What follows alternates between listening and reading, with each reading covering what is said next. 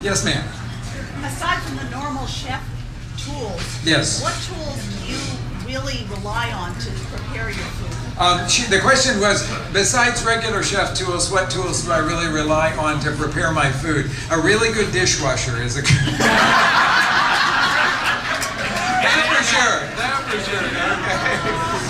I'm not really into a lot of gadgets, but I'll tell you what incredible things that I have in my chef's bag that I carry with me. The things I can't really live without. Okay, so it's the regular group of knives. I've got all of that. And then I have a Mexican lime juicer because I use that all the time. I have a microplane rasp that I use. One of those little green Berlin, what do they call it? Ben Reiner.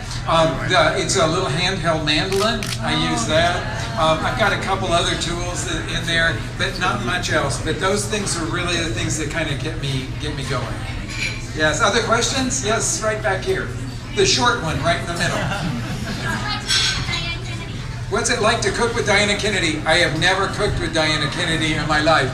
One time she threw me out of her house, but other than that, I've never really had the opportunity to do it. She's a special, as they say in Mexico, when you're muy especial, it means that you're a special kind of person with the air quotes all the way around. Anyway, she's the person that I've read for many years. I really, really appreciate all the work that she's done. Her approach to Mexican food is very different than my approach. I'm a person that was raised in a family of restaurant people doing the sort of traditional food of a community. She likes to find the traditional food of a family. So she'll do like a special family dish. And I'm interested in, when you go into Oaxaca, what do the street vendors make that they recognize as the food of the community? Because I think that expresses something that's really big, beautiful, and I really love it. So we have sort of different approaches. All the way in the back. Yes, ma'am. A spice you must have? I'm not just, it's like if you gave me one spice, I'd get out of cooking. It's like I have to have so many different spices. Somebody asked me a question, one pantry item that I always have in my kitchen, and I said a can of chipotles. Because I can do so many things with it. I can puree it and mix it with some honey and make a glaze for ribs. I can put it into barbecue sauce. I can make a vinaigrette with it. I can put it in salsa. I can go on and on with that. So I always do have that in my pantry. Yes, ma'am. How much do I use my molcajete? All the time. I have one molcajete that's my really good one that I use in my kitchen all the time, and I have a collection of 25 or 30 more beyond that because I love molcajetes. Do you know how hard it is to bring a molcajete back from Mexico? I see lots of people going there. It's like they weigh 1,000 pounds and you're carrying them through airports and all that. But I love my molcajete, and I have a really great one that I use for salsa all the time and for grinding everything else. But I'm a total devotee of molcajetes. Yes, right over here. What role does yoga play in my cooking?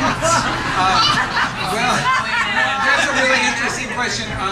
I don't, it's actually a big role that it plays in it, because one thing that yoga has taught me through the years is to slow down and focus on really small things, and that's what it means to be a really great cook, is that you're not just throwing things in a pan, but you know exactly what you're putting in, and you sort of commune with the food back and forth, and that's what any really good cook becomes almost silent when they're cooking, because you just get absorbed into the food, to the cooking, to the ingredients, and all that sort of stuff. Yes, sir. I gotta ask this as a bar manager here. What's your favorite tequila?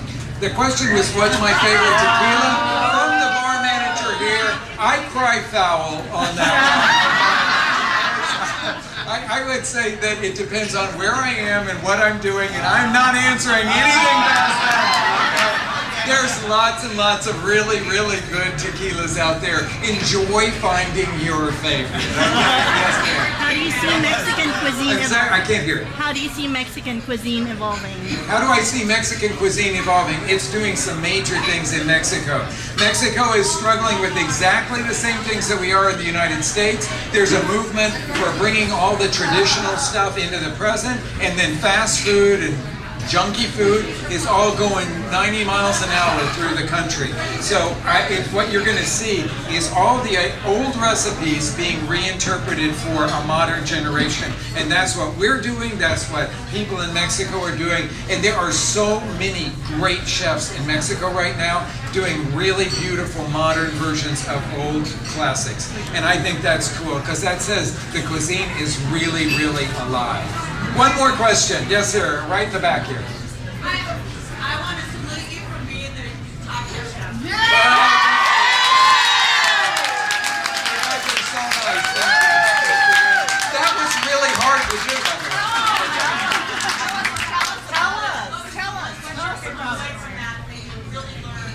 What did I learn? That I could survive on almost no sleep and under incredible stress for a really, really long time. It was the hardest thing that I have ever done. And what a lot of people don't know about how those shows are shot, but it's all shot consecutively. You have no days off, okay? So you're just going, and they keep you up really late because all that stuff takes really long time. You know when you would see us standing in front of the judges and it looked like, well, they edited it down to just a few minutes and you think that that's pretty much all it is. It was never less than 2.5 hours that we had to stand in front of them like that. So 2.5 hours doing that. And then they would say, okay, you're done, we're gonna go deliberate. They would send us back to the kitchen, to that table in the kitchen. And that was never less than an hour and a half sitting at that table. Sometimes 2 hours that we had to sit there. And of course, the thing that they always do, maybe you don't know this, but in all the reality shows is that it's an open bar all the time. So you can have anything to drink anytime you want because they think that might make good TV. Okay? So here we are sitting in this thing. This is usually at 10 or 11 o'clock at night that we're sitting at that table and we're all waiting to find out what the final scores are and who's going to go home. So there's, everybody's really tense at that moment. You're tired and all that sort of stuff. And you're sitting around this table and there's just booze everywhere. Okay? So for the young people, the regular Top Chef contenders, what do they have to lose? They're just sitting there just swinging it down. But for all of us that were on Masters, we've got a lot to lose, okay? And so no one would drink. And they didn't know what, people would say have one beer, maybe a half a glass of wine, and then they would just stop. And so the producers were all, come on, don't you want to have something? No, we're all fine. Give me a glass of water, please. And so that was, and they didn't know what to do with it. So we sat there, stone sober and just about to fall asleep, and that does not make good TV. So they kept pushing us to do that kind of stuff. So then we would go back, we'd get the final thing, and we would say goodbye to one of the people or whatever. And it was usually about 11 or 12 o'clock at night that they'd take us back to the hotel, and then they would say, okay, your call tomorrow is 6 a.m. And you'd go, okay, so you just fall into bed, sleep 5 hours, get up, take a shower, go back to the studio, and then they would say, now we're gonna move you to this place. And then they would move us to that place. And then they would say, okay, now we're gonna tell you what the challenge is. No, we're not going to tell you the challenge until we get you over. And so it was like a lot of moving around like that, which is one of the things that they do to kind of just keep it going all the time. You're always on, always on.